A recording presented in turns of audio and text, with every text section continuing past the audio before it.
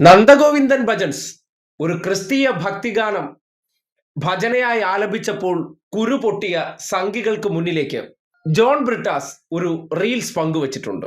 ഹിന്ദു ഭക്തിഗാനം ഹിന്ദുവും, ക്രിസ്തീയ ഭക്തിഗാനം ക്രിസ്ത്യാനിയും, മുസ്ലിം ഭക്തിഗാനങ്ങൾ മുസ്ലിമും പാടിയാ മതി എന്ന തിട്ടൂരത്തെ ആകപ്പാടെ പൊളിക്കുന്ന ഒരു 916 റീലാണത്.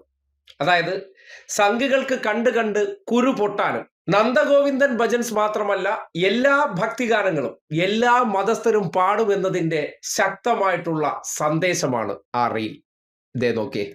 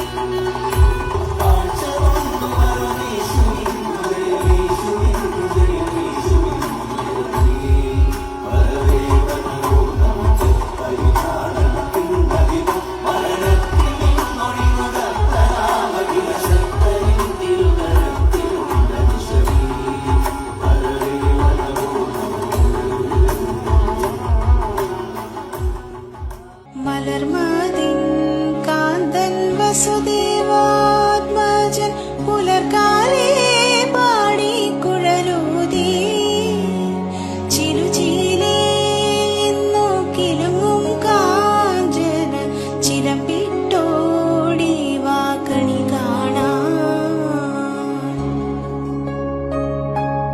കണി കാണും നേരം കമലനേത്രന്റെ നിറമേഴും മഞ്ഞത്തുകൾ ചാർത്തി കനകക്കിങ്ങിണി വളകൾ മോതിരം അണിഞ്ഞു കാണേണം ഭഗവാനെ, അണിഞ്ഞു കാണേണം ഭഗവാനെ, അണിഞ്ഞു കാണേണം ഭഗവാനെ.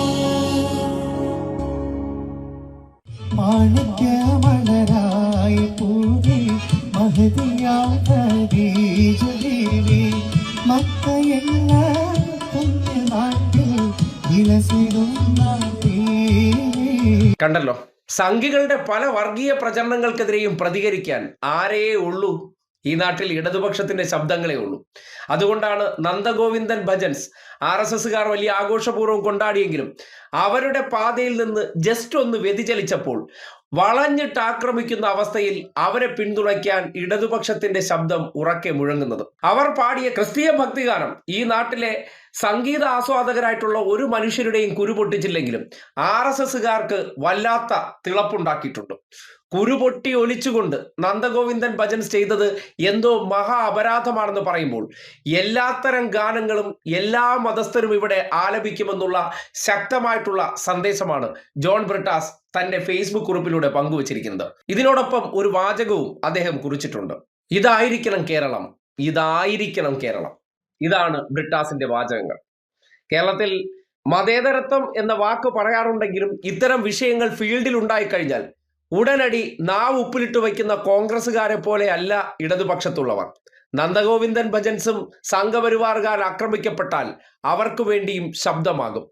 എന്ത് ആരോപണമാണോ സംഘികൾ ഉയർത്തിവിടുന്നത് അതിന്റെ എതിർദിശയിലുള്ള കാര്യങ്ങൾ കാട്ടി അവരെ വ്രണപ്പെടുത്തിക്കൊണ്ടേയിരിക്കും. അതുകൊണ്ടാണ് ബ്രിട്ടാസ് പങ്കുവച്ച ഈ ദൃശ്യത്തെ ഇപ്പോൾ കേരളം ഏറ്റെടുത്തിരിക്കുന്നത്.